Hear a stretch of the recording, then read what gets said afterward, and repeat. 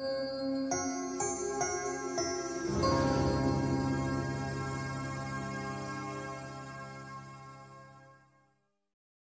الله الرحمن الرحيم قرآني نبض حياتي، قرآني طهر ذاتي، قرآني عصمة أمري، قرآني طوق نجاتي. قرآني نبض حياتي، قرآني طهر ذاتي، قرآني عصمة أمري، قرآني طوق نجاتي. آيات الله حمتني، غمرتني بالبركات، تحفظني من همزات الشيطان ومن زلاتي. آيات الله حمتني، غمرتني بالبركات، تحفظني من همزات الشيطان ومن زلاتي. أعوذ بالله من الشيطان الرجيم. بسم الله الرحمن الرحيم. الحمد لله رب العالمين وبه نستعين، وصلى الله على محمد وعلى آله الطيبين الطاهرين وأصحاب الميامين المنتجبين. Salah satu pembahasan yang mempunyai banyak diskursus dalam tinjauan agama atau ajaran agama, yaitu ma'ad jasmani. Sebab permasalahan ma'ad jasmani ini dalam analisa akal tidaklah bisa dibuktikan menurut filosof peripatetik. Oleh sebab itu, permasalahan ma'ad jasmani yang ditegaskan oleh teks-teks agama dipandang sebagai sesuatu yang tidak bisa dibuktikan dengan akal. Namun filosof hikmah muta'aliyah Sadruddin Shirazi Mullah Sadrah dalam berbagai kitab-kitabnya berusaha membuktikan ma'ad jasmani ini dengan jalan akal serta filsafatnya. Jadi keyakinan teks-teks agama akan adanya kebangkitan jasmani adalah suatu perkara yang tidak diragukan. Kendati pun demikian, keyakinan agama ini senantiasa berhadapan dengan kritikan-kritikan filosofis dan juga kritikan-kritikan saintis di sepanjang sejarah. Kritikan-kritikan seperti kemustahilan kembalinya hal-hal yang telah tiada, kemustahilan kembalinya ruh ke tubuh setelah kematian, tanasuh atau reinkarnasi, kemustahilan tanasuh, kritikan yang memakan dan yang dimakan, akil dan makul,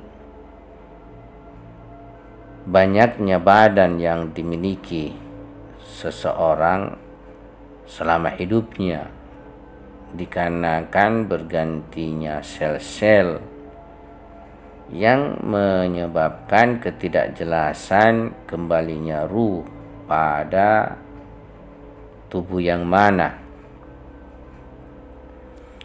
dan juga tidak akan cukupnya permukaan tanah tempat manusia dikuburkan untuk kebangkitan setiap manusia masa lalu, masa kini, dan masa akan datang. Kebangkitan jasmani juga bukan hanya berhadapan dengan kritikan-kritikan filosofis dan saintis, tetapi juga berhadapan dengan kritikan-kritikan teologis seperti ketidaksesuaian kebangkitan jasmani dengan ayat dan riwayat yang menerangkan kebangkitan manusia dalam wujud amalnya. Misalnya dibangkitkannya manusia dalam bentuk babi, serigala, rubah, monyet, semut, anjing, dan lainnya. Keterangan sebagian ayat dan riwayat tentang ahli surga yang berwajah menawan dan kembali muda, serta ahli neraka yang berwajah mengerikan dan menakutkan atau nampak aneh.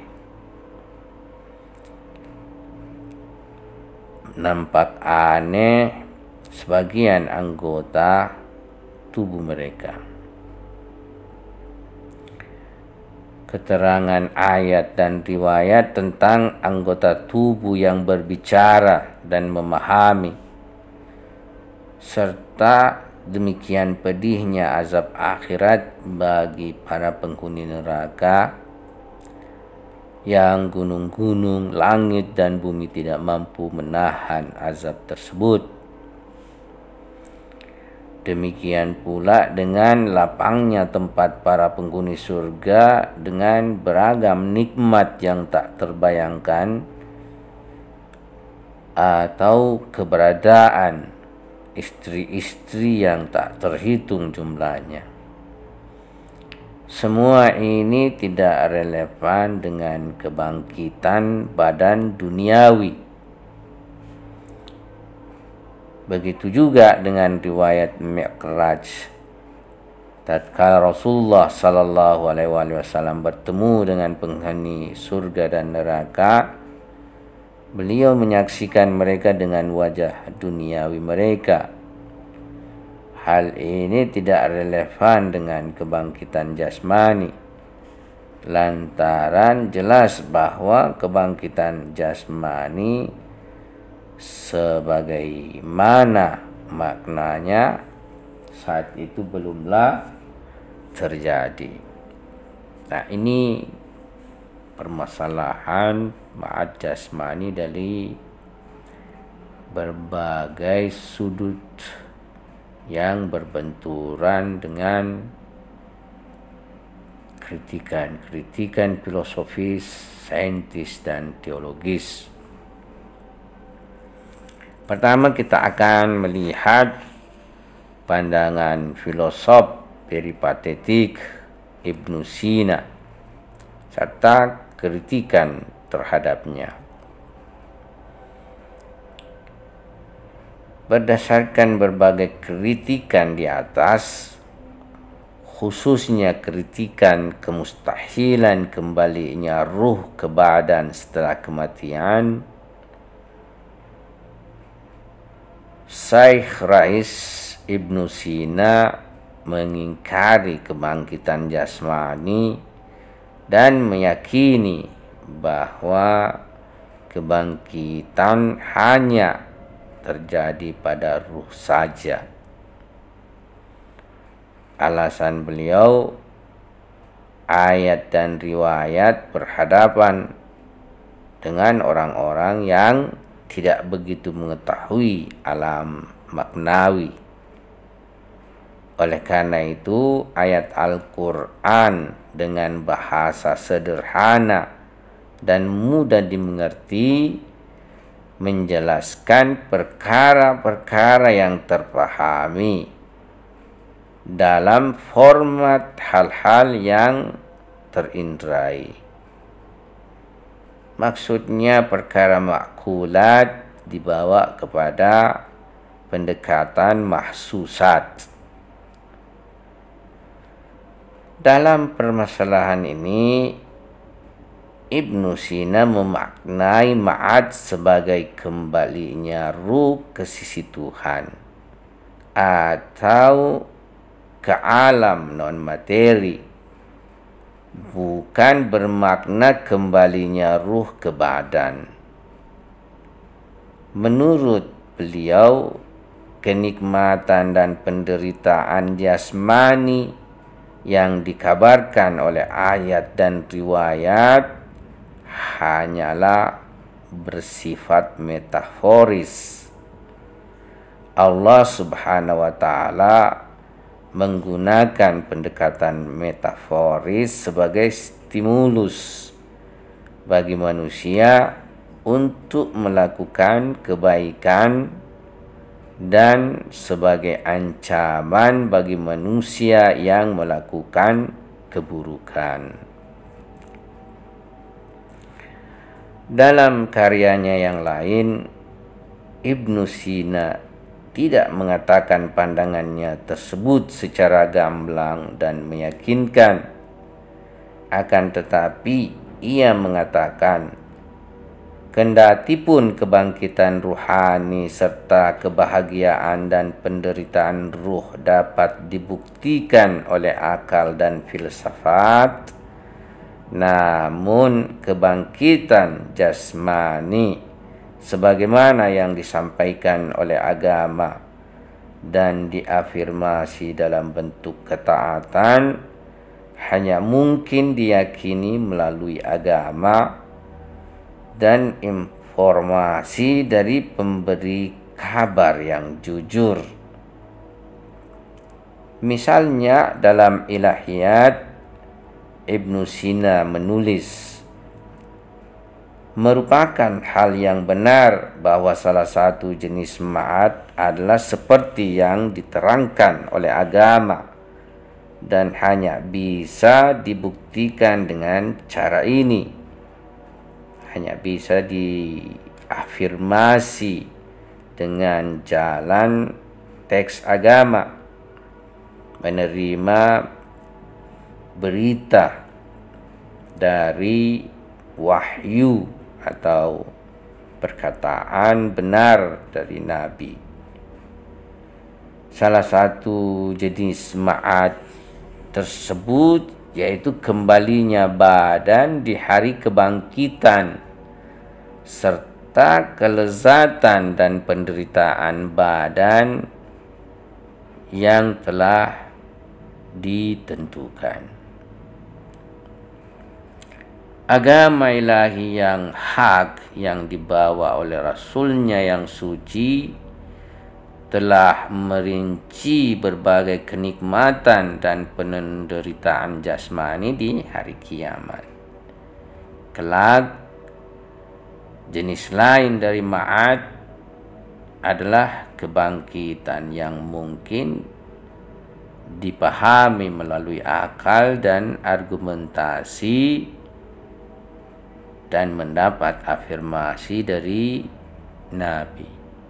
Kebangkitan tersebut adalah kebahagiaan dan penderitaan ruh atau jiwa. Kendatipun saat ini daya khayal kita tidak mampu memahami dan mengkonsepsikannya. Anehnya dalam karyanya yang lain, Ibnu Sina berusaha memberikan rasionalisasi atas kebangkitan jasmani. Rasionalisasi yang bukan hanya tanpa argumentasi yang logis, tetapi juga tidak sesuai dengan teks-teks agama. Menurut beliau, setelah kematian, jiwa yang tidak sempurna, yaitu jiwa yang tidak sampai pada derajat non materi intelektual atau akli, terperangkap di lapisan-lapisan langit. Dalam lapisan-lapisan langit tersebut, jiwa mengimajinasikan dan mempersepsi. Di sini mesti kita ketahui bahwa daya khayal dan waham jiwa bersifat material yang dalam aktivitasnya butuh pada materi. Ya, jadi jiwa mengimajinasikan dan mempersepsi keadaan dalam kuburan dan hari kebangkitan, serta berbagai macam azab dan kelezatan yang diterangkan teks-teks agama dalam bentuk jasmani. Dalam kritikan terhadap teori awal Ibnu Sina berkaitan dengan penakwilan teks-teks agama, Mullah Sadra menyatakan sebagian filosof membuka pintu takwil seluas-luasnya. Mereka menakwil ayat-ayat yang gamblang tentang kebangkitan jasmani, hukum-hukum akhirat yang berkaitan dengan hal-hal materi dimaknai secara ruhani, ya, dengan berkata teks-teks tersebut ditujukan untuk masyarakat awam yang tidak memiliki kemampuan memahami perkara-perkara ruhani. Ayat-ayat tersebut penuh dengan metafora yang mengherankan dari filosof peripatetik ini adalah seperti halnya filosof lainnya. Maksudnya yang mengherankan dari Ibnu Sina, seperti halnya filosof lainnya, bagaimana bisa ia lalai pada alam materi yang lain yang di dalamnya terdapat benda dan bentuk ukhrawi. Demikian pula bagaimana bisa ia memaknai kebangkitan jasmani secara non-material, sedang teks-teks agama menerangkan kebangkitan jasmani secara tegas dan lugas. Bukankah ia membenarkan kerasulan dan apa yang termaktub dalam Al-Quran? Bukankah apa yang kami sebutkan tentang kebangkitan jasmani adalah hal yang mendapat banyak penegasan dalam Al-Quran? Nampaknya sumber penafian mereka atas perkara ini dikarenakan kerumitannya. Mereka tidak mampu membuktikan perkara tersebut secara logis dan juga tidak mampu mempersepsikannya. Atas dasar inilah mereka memilih jalan takwil seperti yang dilakukan pemikir-pemikir lainnya terkait dengan ayat-ayat mabda yang secara lahiriah bermakna tasbih dan tajsim. Nah, jadi pada dasarnya pandangan filosof Ibnu Sina terkait masalah ma'ad membatasi ma'ad ruhani saja. Sebab menurut beliau ma'ad jasmani tidak bisa diafirmasikan dengan dalil filosofis dan akal. Akan tetapi Mullah Sadra mengkritik pandangan ini karena menurut beliau sangat jelas bahwa teks-teks agama menegaskan tentang ma'ad jasmani. Oleh karena itu beliau pandang cara Bu Alisina dengan menakwil ayat dengan memandang bahwa teks-teks agama yang menjelaskan tentang ma'ad jasmani hanya bersifat metaforis karena pemahaman masyarakat tidak bisa sampai kepada persoalan maknawi dan transenden ketika itu adalah suatu pandangan yang tidak benar, ya, dan apalagi tentunya pandangan Bu Alisina yang merasionalisasikan ma'ad jasmani di karya yang lainnya, ya. Tapi pada dasarnya filosof peripatetik Bu Alisina yang juga seorang sangat agamawan dalam berbagai kondisi, misalnya ia memecahkan permasalahan dengan menunaikan salat sunnah 2 rakaat, juga mempunyai keyakinan terhadap teks-teks agama. Oleh karena itu beliau juga menyatakan bahwa ma'ad jasmani ini hanya bisa diterima dan dibuktikan dengan jalan pemberitaan kabar dari jalan kenabian. Ya, jadi beliau mempunyai istilahnya beberapa pandangan dan ungkapan terhadap permasalahan ma'ad jasmani ini. Saya pikir supaya kita sedikit demi sedikit bisa mencerna materi ini, ya, kita akan menyambungnya pada sesi berikutnya. Sekian, wabillahi taufiq wal hidayah. Assalamualaikum warahmatullahi wabarakatuh. نبض حياتي قرآني طهر ذاتي قرآني عصمة أمري قرآني طوق نجاتي